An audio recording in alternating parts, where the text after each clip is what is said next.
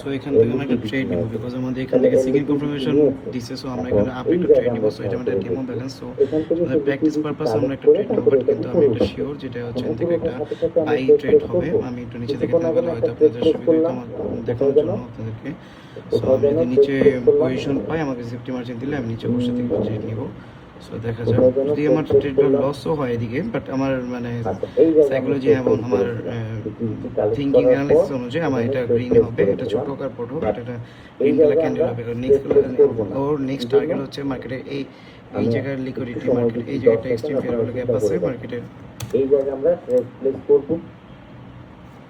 So guys দেখেন যে এটা আমাদের গ্রিন কালার ক্যান্ডেল হয়েছে। আমি যেটা বলছিলাম আপনাদের যেটা ছোট হলে একটা গ্রিন কালার ক্যান্ডেল দেবে।